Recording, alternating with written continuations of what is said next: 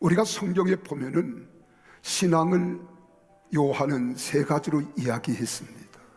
요한일서 2장에 보면은 어린 아이의 신앙, 자녀의 신앙이 있다 그랬어요. 두 번째로 청년의 신앙이 있다 그랬어요. 세 번째로는 아버지의 신앙이 있다고 했어요. 근데 바울은 우리의 신앙이 그리스도의 장성한 분량까지 자라가기를 소망한다고 이야기하고 있습니다. 또 뿐만 아닙니다. 여러분 잘 아는 대로 우리가 신앙을 6단계로 이야기한 사람이 있습니다. 바로 그 신앙은 다름이 아니라 제임스 파울로가 첫째는 직관투사 신앙이 있다 그러고요, 두 번째로는 신화적 문자 신앙이 있고, 세 번째는 관습적 합성 신앙이 있고, 그리고 네 번째는 개별화 성찰 신앙이 있고, 다섯 번째는 통합 신앙이 있고, 여섯 번째는 우주적 신앙이 있다. 오늘 통합 예배이기 때문에 아이들이 이 설명하면 별로 잘 몰라요. 그냥 이렇게 있다. 근데 우리는 지금 어떤 시대를 살아가느냐? 영적 혼돈의 시대를 살아갑니다. 얼마나 혼돈하냐? 이제 그리스도인들이요, 그리스도인이 되기를 소망하면서도 내가 그리스도인인지 종교인인지 구별을 못해요. 내가 성숙한 신앙의 사람인지 어린아이와 같은 신앙의 사람인지, 오늘 교회만 출석하면 내 신앙은 예배 드리고 왔어, 나 하나님께 기도했고 하나님 찬양했어, 이렇게 말합니다.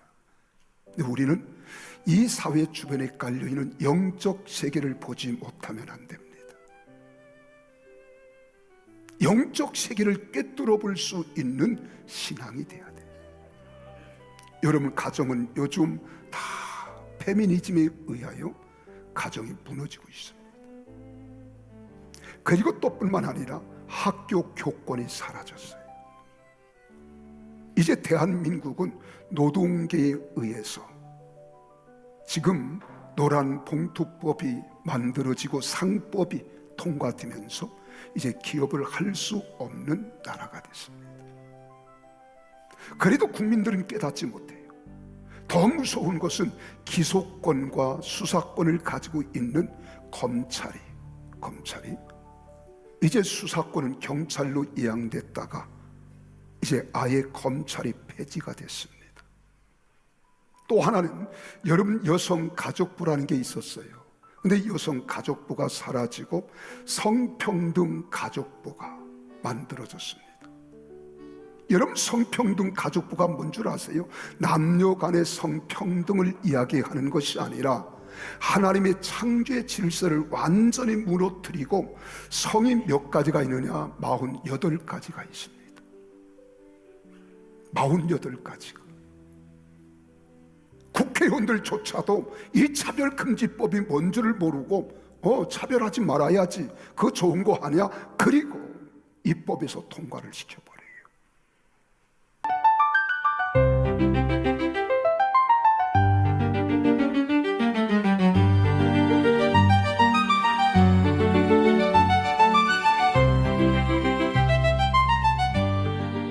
안녕하세요. 오늘은 2025년 9월 28일에 있었던 평택순복음 교회 강원식 담임 목사님의 설교, 하나님께서 의도하신 대로라는 제목의 설교와 또 관련 요약 문선을 가지고 좀 깊이 들어가 보려고 합니다. 네. 이 설교가 지금 시대를 영적 혼돈기다 이렇게 좀 진단을 하면서 이런 때 그리스도인들이 어떻게 살아야 하는가, 그 정체성에 대한 메시지가 굉장히 강렬하더라고요. 맞습니다. 이게 그냥 뭐 교회 다니는 수준 이런 걸 넘어서 정말 성숙한 신앙, 이걸 강조하고 있어요. 네네. 종교인이 아니라 그리스도인이 되라, 뭐 이런 요청인 거죠. 네. 그러면서 요즘 사회 현상들을 단순히 그냥 사회 문제로만 보는 게 아니라 영적인 시각으로 해석을 하고 있고요. 아, 영적인 시각이요? 네. 그래서 오늘 저희가 이 설교가 어떤 신학적인 토대 위에서 이런 진단을 내리고 또 여러분께 어떤 방향을 제시하는지 좀 자세히 파헤쳐 보겠습니다. 좋습니다. 설교 시작부터가 되게 뭐랄까 직설적이요. 여러분은 종교인이 되기를 원하십니까? 그리스도인이 되기를 원하십니까? 이 질문을 딱 던지시더라고요. 네, 그렇죠. 이게 사실 설교 전체를 꿰뚫는 질문인 것 같아요. 맞는 것 같아요. 그러면서 그냥 어린아이 신앙 말고 장성한 아비의 신앙을 가져라 이렇게 촉구를 하시던데 요한일서 2장에 나오는 그 신앙 단계 말씀하시는 거죠? 네, 맞습니다. 자녀, 청년, 아비. 여기서 아비의 신앙은 단순히 뭐 신앙 연조가 길다는 뜻이라기보다는 그 요한일서에서 말하는 것처럼 태초부터 계신 이, 즉 하나님을 깊이 아는 상태. 깊이 아는 상태. 네, 영적인 원리를 좀 꿰뚫어 보는 그런 통찰력 이런 걸 의미한다고 볼 수 있죠. 피상적인 신앙 활동에 머물지 말라는 아주 강력한 메시지예요. 이 말씀이시네요. 정확합니다. 수동적이거나 그냥 막연한 믿음 이런 거 말고 영적인 분별력을 가지고 딱 중심을 잡아야 한다 이런 거죠. 영적 혼돈이라는 진단이 상당히 좀 강한데요. 구체적으로 어떤 사회 현상들을 예로 드시던가요? 네, 여러 가지를 언급하시는데요. 여기서부터는 저희가 설교 원문에 나온 내용을 그대로 전달해 드리는 것이지 특정 사안에 대한 저희의 입장은 아니라는 점을 먼저 분명히 밝힙니다. 네네. 그 점 유의해서 듣겠습니다. 설교에 따르면요. 예를 들어서 학교에서 뭐 교권이 약화되는 문제라던가 교권 문제? 네, 그리고 어떤 특정 페미니즘 흐름이 기존의 가정가치관에 영향을 미치는 부분 또 그 소위 노란봉투법이나 상법 개정 같은 게 기업 활동을 좀 위축시킨다 이런 시각도 있고요. 사회 여러 분야에 걸쳐 있네요. 또 있었나요? 네, 그 검찰의 기소권, 수사권 조정 문제나 아예 검찰 조직 폐지 논란 같은 거 있잖아요. 네, 요즘 이슈가 많죠. 그런 것도 언급하시고 또 여성가족부 폐지 얘기 나온 다음에 뭐 대안으로 성평등 가족부 만든다는 움직임 이런 것도 같은 맥락으로 보세요. 특히 그 차별금지법 여기에 대해서는 상당히 비판적이세요. 차별금지법은 어떤 점에서요?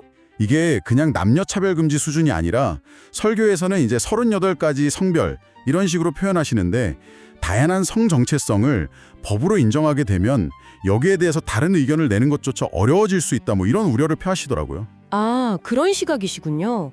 그럼 이런 다양한 문제들의 근본 원인은 뭐라고 보시는 건가요? 설교에서는요. 이런 현상들 뒤에 그 네오마르크시즘, 특히 이탈리아 사상가 안토니오 그람시 이론의 영향이 있다고 주장을 하세요.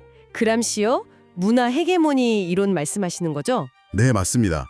문화를 통해서 점진적으로 사회구조나 전통적인 가치관을 바꾸려는 시도다. 이렇게 보시는 거죠. 그러면서 이제 백성들은 몰라요. 이런 표현을 쓰시면서 대부분 사람들이 이런 흐름의 심각성을 잘 모른다. 이렇게 경각심을 좀 일깨우려 하시고요. 그러니까 단순 사회 변화가 아니라 어떤 영적인 도전으로 해석하시는 거네요? 그렇죠. 하나님의 창조 질서나 성경적 진리에 대한 도전이다. 이렇게 보는 시각입니다.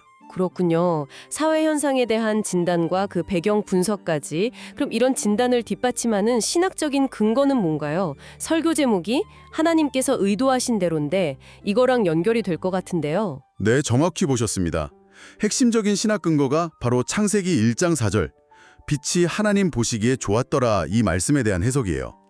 좋았더라. 네, 여기서 좋았더라로 번역된 히브리어 토부가 있잖아요. 이게 그냥 뭐 보기 좋다, 아름답다 이런 미적인 만족 이상이라는 거예요. 그 이상의 의미요? 네, 하나님께서 원래 의도하신 대로 그분의 계획과 목적에 딱 맞게 완벽하게 창조되었기 때문에 토부, 좋았다고 하셨다는 해석이죠. 설계도대로 완벽하게 지어진 건물처럼요. 그렇죠. 바로 그런 비유가 적절할 것 같아요.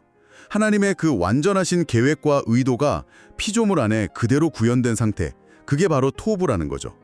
피조물 자체의 아름다움도 있지만 그 안에 담긴 창조주의 선하심, 지혜, 그리고 그분의 원래 의도가 완벽하게 반영되었다는 뜻으로 설명하세요. 인간 창조 후에는 심히 좋았더라 하셨던 것과도 연결 지으시고요. 네, 맞습니다. 토부 메오드. 인간 창조에 담긴 하나님의 특별한 의도와 기대를 더 강조하는 부분이죠. 빛을 만드시고 좋았더라 하신 다음에 또 중요한 행동이 나오잖아요. 빛과 어둠을 나누셨다. 이 부분도 중요하게 다루시죠. 네, 아주 중요하게 다룹니다. 창세기 1장 4절 뒷부분 하나님이 빛과 어둠을 나누사 이 나눔 히브리어로 바달이라고 하는데요. 이게 그냥 물리적으로 낮과 밤을 갈랐다. 이걸 넘어서는 거예요. 어떤 의미로요? 이게 아주 근본적인 영적 원리를 상징한다고 보세요. 빛으로 대표되는 진리, 선, 생명, 질서, 천국, 성도 그리고 어둠으로 대표되는 거짓, 악, 사망, 혼돈, 지옥, 불신자 이 둘은 본질적으로 섞일 수가 없다. 타협할 수 없다. 명확히 구분되어야 한다. 이 원리를 보여준다는 거죠. 아, 창조 때부터 이미 그 구분, 분리의 원칙이 세워졌다는 거네요. 그렇습니다. 이 나눔의 원리가 설교 전체 논리에 아주 중요한 기둥이 돼요. 그래서 신앙생활에서도 이게 그대로 적용되어야 한다고 주장하시는 거고요. 하나님께서 빛과 어둠을 가르셨듯이 우리도 삶에서 진리와 비진리, 세상 가치와 하나님 나라 가치를 명확하게 분별하고 선택해야 한다. 이런 결론으로 이어지는 거군요. 네, 바로 그거죠. 그래서 신앙에 있어서 뭐랄까 회색지대나 미지근함을 아주 강하게 경계하세요. 미지근함이요? 네, 이것도 좋고 저것도 좋다. 이런 식의 태도가 세상에서는 뭐 포용력 있어 보일 수 있지만 영적인 영역, 특히 진리 문제에 있어서는 아주 위험할 수 있다는 거죠. 그래서 때로는 좀 흑백 논리처럼 들릴 수도 있겠지만 옳은 것과 그른 것, 하나님께 속한 것과 세상에 속한 것을 분명히 가르는 태도가 필요하다. 이렇게 강조하세요. 이걸 뒷받침하는 성경 구절들도 많이 인용하시던데요. 네, 많이 인용하시죠. 예를 들면 마태복음 6장 24절 한 사람이 두 주인을 섬기지 못한다. 하나님과 재물, 즉 세상을 겸하여 섬길 수 없다는 말씀. 아, 네. 또 요한계시록 3장에 나오는 라오디게아 교회 있잖아요. 차지도 뜨겁지도 않아서 내 입에서 너를 토하여 버리리라고 책망받은 교회. 그 말씀을 통해서 미지근한 신앙의 위험성을 경고하시고요. 또 어떤 구절들이 있었죠? 로마서 12장 2절 이 세대를 본받지 말고 분별하도록 하라. 고린도후서 6장 14절 이하 믿지 않는 자와 멍에를 함께 매지 말라. 빛과 어둠이 사귈 수 없다는 말씀. 또 요한일서 2장 15절 세상이나 세상에 있는 것들을 사랑하지 말라 등등. 계속해서 세상과의 명확한 구별, 타협 없는 신앙을 강조하세요. 듣고 보니 앞에서 말씀하신 그 영적 혼돈 시대라는 진단하고 이 타협 없는 신앙 강조가 딱 연결되는 느낌이네요. 네, 설교의 논리가 바로 그 지점에서 분명해지는 거죠. 설교자께서는 지금 사회의 여러 혼란스러운 현상들이 근본적으로는 빛과 어둠, 진리와 거짓 사이의 경계가 무너지고 서로 타협하려고 하는 데서 온다고 보시는 거예요. 아, 그래서 그 WCC나 WEA 같은 단체들에 대해서도 좀 비판적인 시각을 보이시는 거군요. 맞습니다.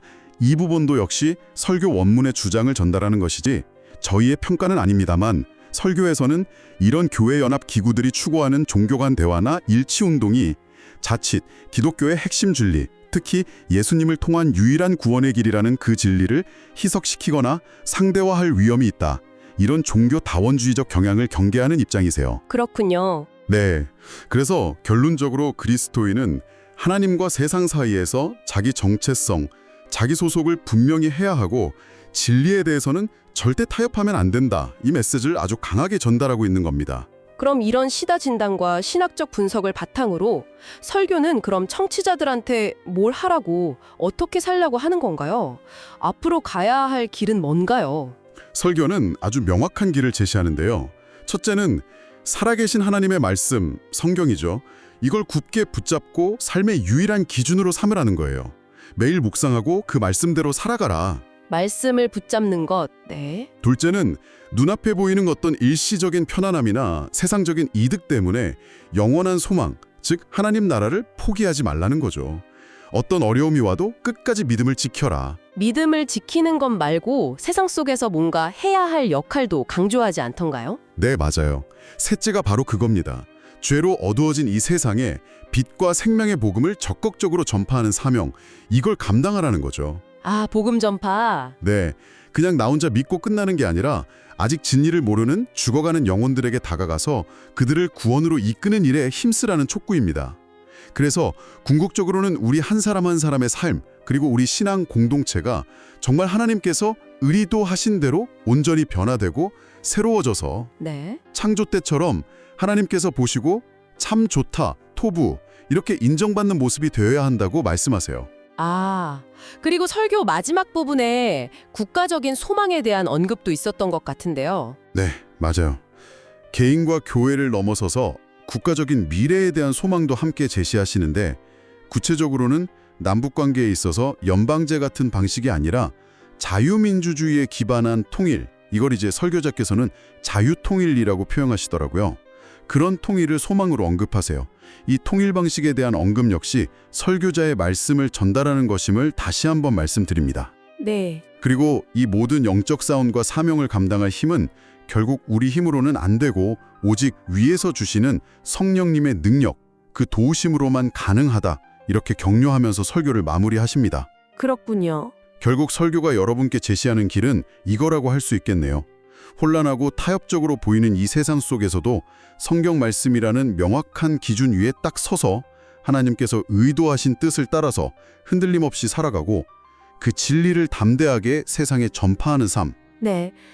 누가복음 18장 8절 인자가 올 때에 세상에서 믿음을 보겠느냐 이 말씀 인용하시면서 좀 시급함을 강조하셨던 것도 기억나네요. 네, 맞습니다.